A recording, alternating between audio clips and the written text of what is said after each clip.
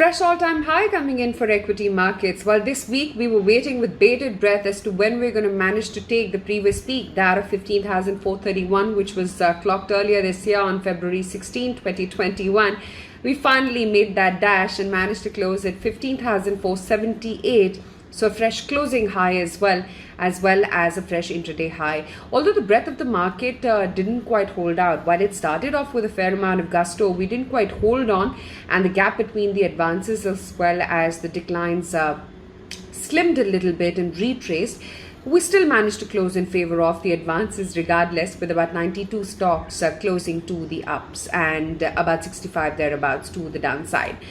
Firstly, just looking at the texture of the market and what really held out, the fact that the new cases in India have actually dropped when it comes to COVID-19, and the fact that India has reported its lowest rise in COVID cases since April 14th, that is something that is being looked at as a very, very positive takeaway. Not just that, almost 50% of the Nifty earnings are out, and the earnings have managed to beat the street estimates. They've been above estimates. That's also something that the managements, or rather the markets, have liked. The kind of management commentary as well, which has come in thereafter. To ask what has really led the rally from the Feb 16 peak to now, it's really been metal stocks which have led the rally, while financials are the ones which have lagged. In fact, 4 out of the top 5 worst point contributors were from the BFSI space. So be it a JSW Steel, Tata Steel, UPL, Hindalco, Adani Port, they have been your biggest contributors since the Feb top. JSW Steel has managed an escalation of 70%. Tata Steel has seen an uptick of 60%. UPL has managed a gain of about 51%. Hindalco with a 29% gain. And Adani Ports as well, which has contributed to a good 23% of the move. And that's not quite been the case with the financials as well as Motown majors. M&M, for instance, has lagged by 10%. There's been Hero MotoCorp, which has dipped 13%. Bharti has lost 11.5% from the Feb 16 peak of the index. HDFC has lost 11%, and Kotak Bank as well has been down by about 10%.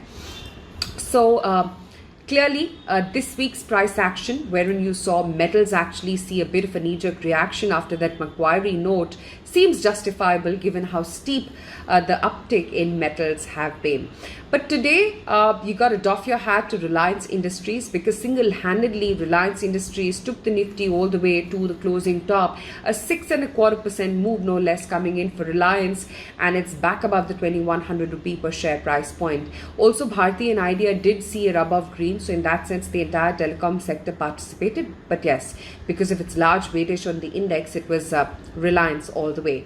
There was also Adani Ports, which held out. M&M, after its numbers, jumped up by about 2.5%. HDFC held out smartly. IndusInd Bank was up 1.25%, and HDFC Bank too, which began the week reacting quite negatively to that Macquarie note with an interview of its MD and CEO, that finally saw some resurrection. From within the broader markets, there was also M&M Finance, which held out in trade today. HDFC, AMC, PSU banks have been quite the story this entire week, and Canara Bank held out today as well. Also, L&T Finance was a winner today.